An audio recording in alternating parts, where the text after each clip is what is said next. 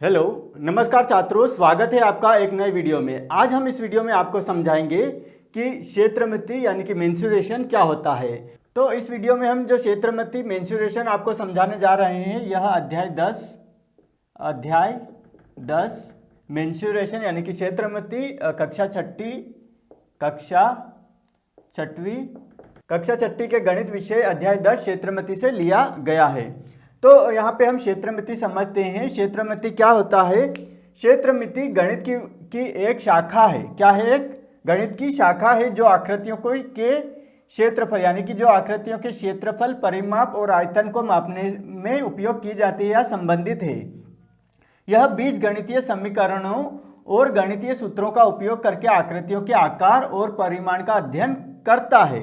यानी कि क्षेत्रमिति में कोई सी भी आकृति यानी कि वर्ग ले लेते हैं, आयत ले लेते हैं या फिर वर्ग, आयत और यहाँ पे जो है वृत्त का क्षेत्रफल, या हम बोल सकते समबाहु त्रिभुज या समद्विबाहु त्रिभुज, बहुत सारे जो आकृतियाँ रहती है, तो बहुत सारी आकृतियाँ रहती है। हम क्या करते हैं, उनका जो क्षेत्रफल निकालते हैं, हम क्षेत्रफल निकालते हैं, परिमाप निकालते हैं और क्या निकालते हैं, आयतन निकालते हैं। तो इसी को ही कहा जाता है, क्षेत्रमिति कहा जाता है। तो छात्रों, ये था जो है क्षेत्रमिति की परिभाषा।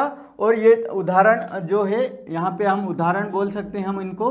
ये होता है वर्ग, एक प्रकार से हो सकते हैं, बहुत सारे आकृतियाँ हो सकती है। वर्ग हो सकता है, आयत, वृत्त, या फिर बोल सकते हैं त्रिभुज, है ना। सभी क्या होते हैं यहाँ पे, ये सभी क्या होती है क्षेत्रमिति। ये सभी क्या है, बहुभुज। ये क्या है, ये सभी बहुभुज होते हैं।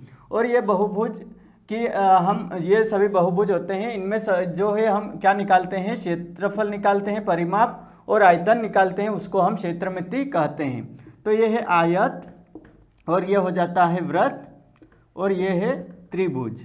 तो ये क्या है, बहुत सारे बहुभुज होते हैं। हम यहाँ पे 4 उदाहरण लिए हैं बहुभुज के। तो इनका हम क्या निकालते हैं, क्षेत्रफल, परिमाप और आयतन निकालते हैं क्षेत्रमिति के प्रयोग से, क्षेत्रमिति के प्रयोग से, है ना।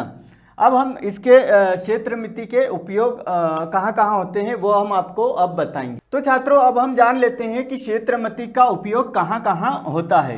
पहला जो उपयोग है वो है वास्तुकला या फिर इंजीनियरिंग में। वास्तुकला या इंजीनियरिंग में हम जो है यहाँ पे भवनों या पुलों या सड़कों के नापने या फिर उसकी लंबाई चौड़ाई का क्षेत्रफल निकालने के लिए हम क्या करते हैं, इसका क्षेत्रमिति का उपयोग करते हैं यहाँ पे हम वास्तुकला और इंजीनियरिंग में। दूसरा है कृषि। हम खेतों की जो है खेत का क्षेत्रफल और खेत का परिमाप निकालने के लिए हम जो है यहाँ पे जो है क्षेत्रमिति का उपयोग करते हैं, या फिर बाड़ लगाने के लिए भी हम जो है क्षेत्रमिति का प्रयोग कर सकते हैं। वस्त्र उद्योग में कपड़ों की लंबाई या फिर उसका जो कपड़े का क्षेत्रफल कितना लेना है, या फिर आयतन कितना है, या फिर उसका परिमाप कितना है, वो हम वस्त्र उद्योग में भी हम क्षेत्रमिति का उपयोग करते हैं। भूगोल में हम नक्शा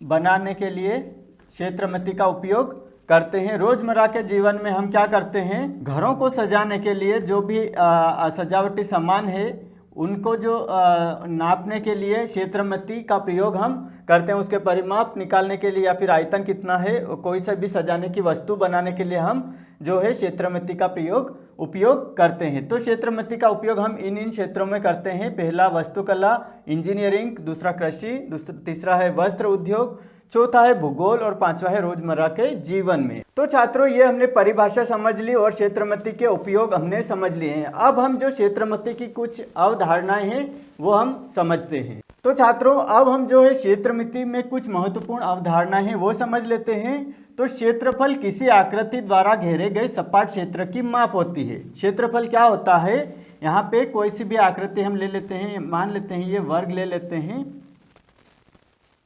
और ये हमने वर्ग ले लिया। तो किसी आकृति द्वारा घेरे गए सपाट क्षेत्र की माप, यानी कि ये इसका क्या हो जाएगा, ये हो जाएगा इसका क्षेत्रफल हो जाएगा। तो किसी आकृति द्वारा घेरे गए सपाट क्षेत्र की माप क्या हो जाएगा, उसका क्षेत्रफल हो जाएगा। अब परिमाप की बात करते हैं तो किसी आकृति की सीमा की कुल लंबाई।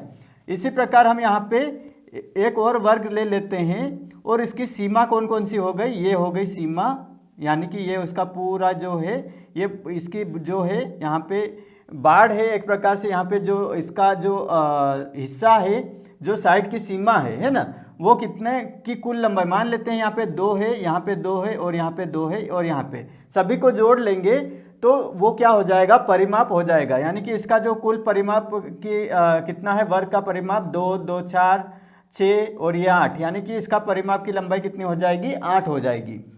इसी प्रकार जो किसी आयतन की बात करते हैं, अब हम आयतन किसी त्रिआयामी वस्तु द्वारा घेरे गए स्थान, यानी कि 3D की बात हो रही है।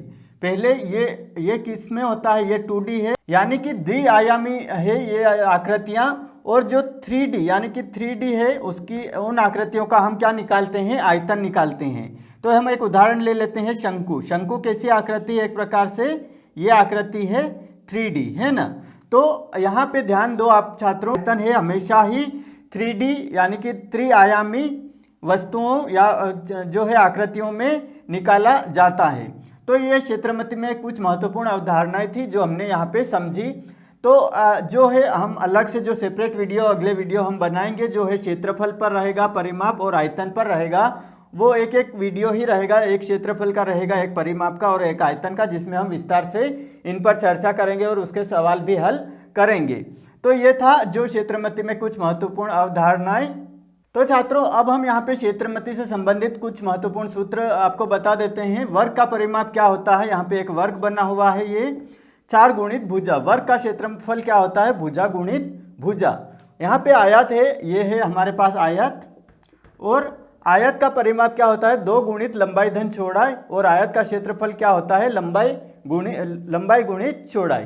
तो यहाँ पे बहुत सारे जो है सूत्र बनते हैं क्षेत्रमिति के। यहाँ पे वर्ग के सूत्र बनेंगे, आयत का सूत्र बनेगा, शंकु का सूत्र बनेगा, है ना। शंकु का समद्विबाहु त्रिभुज का बनेगा, समद्विबाहु त्रिभुज का सूत्र, त्रिभुज का सूत्र बनेगा, है ना। त्रिभुज का परिमाप, त्रिभुज का क्षेत्रफल। तो बहुत सारे क्षेत्रमिति के सूत्र बनते हैं। तो हमने जो इस वीडियो में क्षेत्रमिति की परिभाषा, क्षेत्रमिति के महत्वपूर्ण, क्षेत्रमिति के उपयोग, क्षेत्रमिति की जो है महत्वपूर्ण अवधारणाएं और संबंधित सूत्रों के बारे में चर्चा की। क्षेत्रमिति एक महत्वपूर्ण विषय है जिसका उपयोग विभिन्न क्षेत्रों में किया जाता है। क्षेत्रमिति जो है हमें आकृतियों को समझने और आकृतियों को मापने में मदद करती है। तो आशा है छात्रों यह वीडियो में दी गई जानकारी आपको जो है क्षेत्रमिति से संबंधित जो आपका कॉन्सेप्ट है वो क्लियर करेगी। अगर यह वीडियो की जानकारी आपको उपयोगी लगी हो तो इस वीडियो को लाइक एवं शेयर जरूर करें। साथ ही आपके अपने यूट्यूब चैनल मैथ सर को सब्सक्राइब कर लीजिए एवं बेल आइकन को प्रेस कर लीजिए ताकि आने वाले नए वीडियो की अपडेट आपको सबसे पहले मिल सके। मिलते हैं अगले वीडियो में गणित के एक नए कॉन्सेप्ट के साथ। तब तक आप सभी छात्रों को धन्यवाद।